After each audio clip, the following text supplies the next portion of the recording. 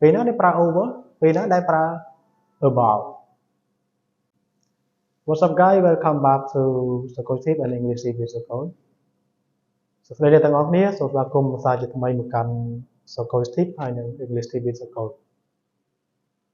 Dia tengok niមានដៃឆ្ងល់នេះថារវាងការប្រើប្រាស់ over ហើយនិង about វាខុសគ្នាមិនទៅហើយវាមានការប្រើប្រាស់របស់វានៅក្នុងភាសាអង់គ្លេសហ្នឹងយ៉ាងម៉េចដែរពេលណាដែលប្រើ over ពេលណាដែលប្រើ about ដែលមានន័យថាជាងឬក៏ថាជារង្វាស់រង្វាល់អញ្ចឹងដើម្បីយល់ច្បាស់នៅក្នុងការប្រើប្រាស់ over ហើយនិង about, let's get into the video together.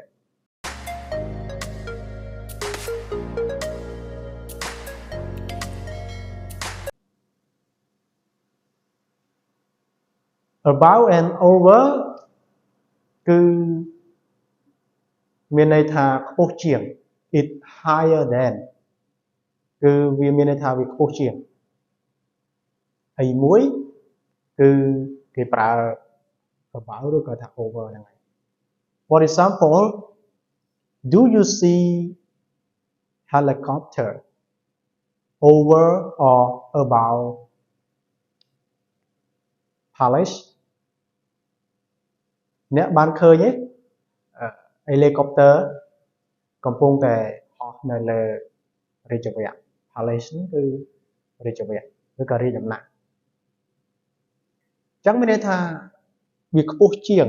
កម្រិតវាពីហ្នឹងយើងប្រើមួយណាក៏បានដែរដែលយើងនិយាយថាវាខ្ពស់ជាងអ្វីមួយគឺ it higher than something យើងអាចប្រើ over ឬក៏ about បានហើយ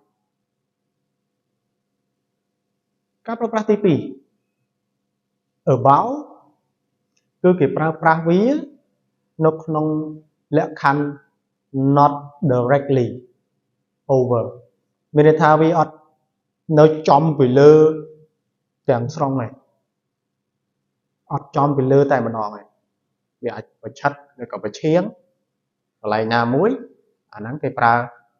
about. Let's see example. We got a little house about the lake. ពួកយើងមានផ្ទះមួយផ្ទះតូចមួយនៅក្បែរឬក៏ថានៅខាងលើបឹងអញ្ចឹងមានន័យថាវាផ្ទះយើងនៅជាប់មាត់បឹងអញ្ចឹងវានៅលើទឹកវាអត់នៅក្រោមទឹកអញ្ចឹងអាការខ្ពស់ជាងកម្រិតនៃកម្ពស់ហ្នឹងវាអត់នៅចំអញ្ចឹងគេអាហ្នឹងគេប្រើ about អញ្ចឹងមួយទៀតការប្រើប្រាស់ about គឺ it used to measure something គេប្រើវាដើម្បីវាស់ឬក៏ប៉ាន់ស្មានអីមួយ Let's see example. The temperature is 3 degrees above 0. អញ្ចឹងសីតុណ្ហភាពគឺមានកម្រិត3លើ0 3 above 0 នេះគឺជាការរង្វាស់រង្វាល់ឬក៏ថាយើងចង់ប្រើវាដើម្បីវាស់ដី Example, this land is about 100 meters. ដីនេះមានប្រហែលឬក៏ថាជាង100ម៉ែត្រឬ100ម៉ែត្រជាងអញ្ចឹងគេប្រើវាដើម្បីរង្វាស់រង្វាល់ហ្នឹងហើយមានការប្រើប្រាស់ជាច្រើនទៀតដែលគេប្រើ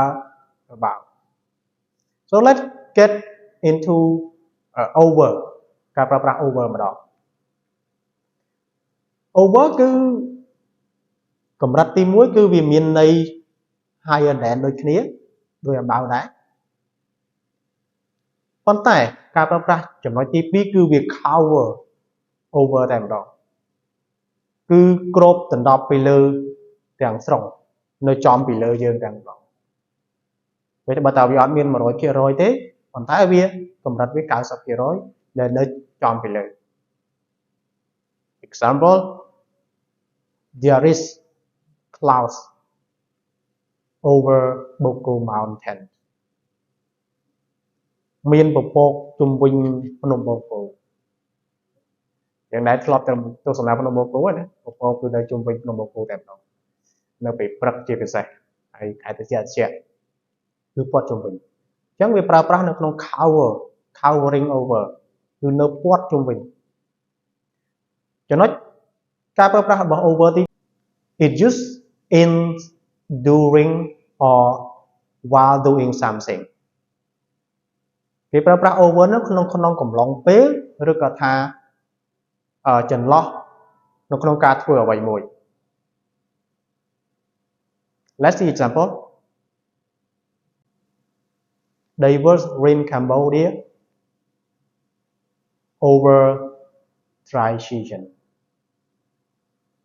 ពួកគេរស់នៅក្នុងប្រទេសកម្ពុជាកំឡុងពេលរដូវប្រាំងជារដូវមួយដែល enjoy foreigner មែនតើវាមានន័យថា during and over គឺស្មើគ្នានៅក្នុងពេលការប្រើប្រាស់វា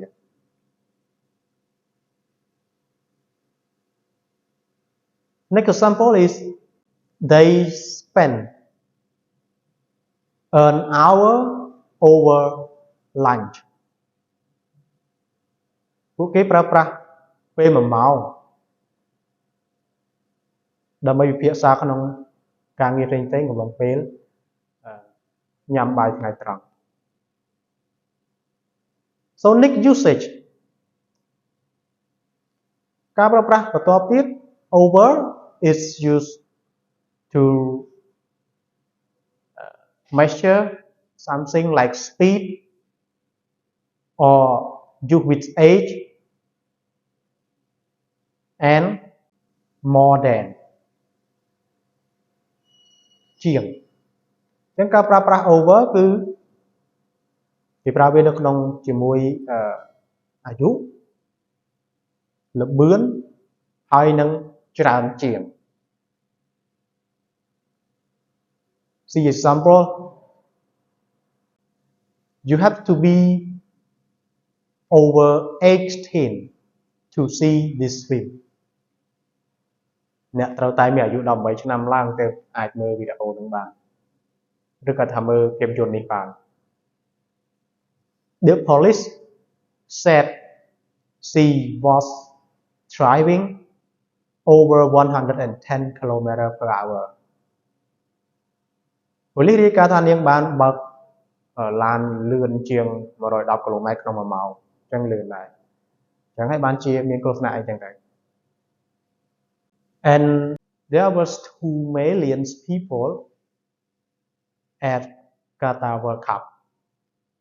មានមនុស្សជាង2លាននាក់នៅការប្រកួតកីឡាបាល់ទាត់ World Cup នៅកាតា So